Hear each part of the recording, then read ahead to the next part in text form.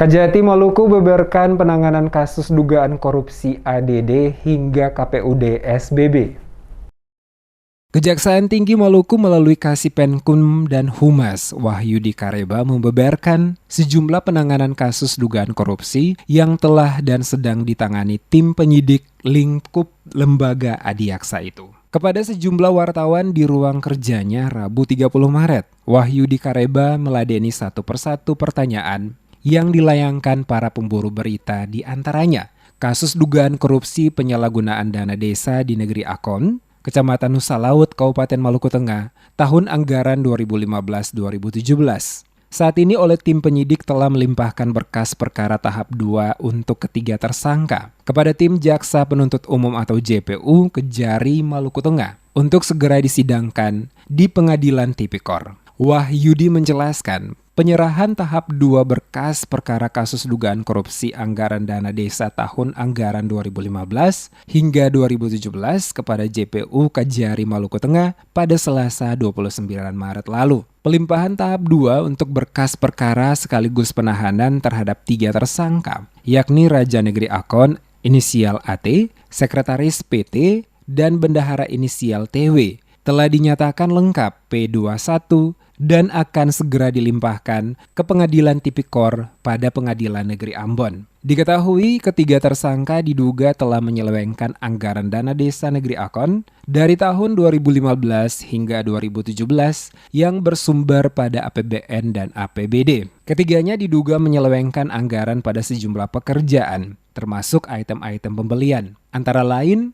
pekerjaan proyek air bersih dan pengadaan body speedboat. Tahun 2015, DD yang bersumber dari APBN senilai 260.905.708. Tahun 2016, 601.130.006 dan tahun 2017 sebesar 965.935.966 rupiah. Sementara itu untuk ADD ini yang bersumber dari APBD tahun 2015 senilai 86 juta rupiah lebih, tahun 2016 100 juta rupiah, tahun 2017 499 juta rupiah. Perkara Tipikor penyimpangan dana desa di Negeri Akon, Nusa Laut telah tahap 2 dan telah kami terima di Kejaksaan Negeri Maluku Tengah pada hari Selasa 29 Maret 2022. Selanjutnya tim Jaksa Penuntut Umum akan segera melimpahkan perkara dimaksud ke pengadilan. Tersangka sudah dilakukan penahanan.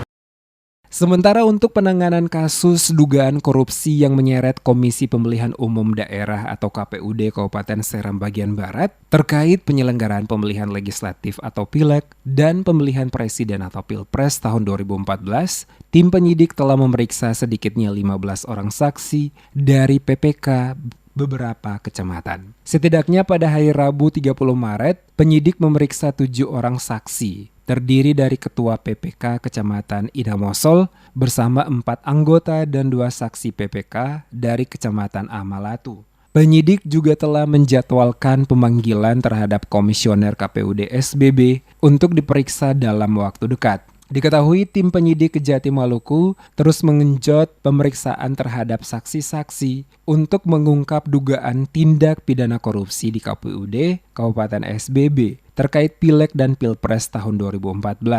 Pasalnya dari total anggaran senilai 13,6 miliar rupiah yang diterima KPUD Kabupaten SBB sebesar 9 miliar rupiah. Di antaranya tidak dapat dipertanggungjawabkan. Padahal dalam laporan KPUD setempat, anggaran telah direalisasikan sebesar 10,7 miliar rupiah.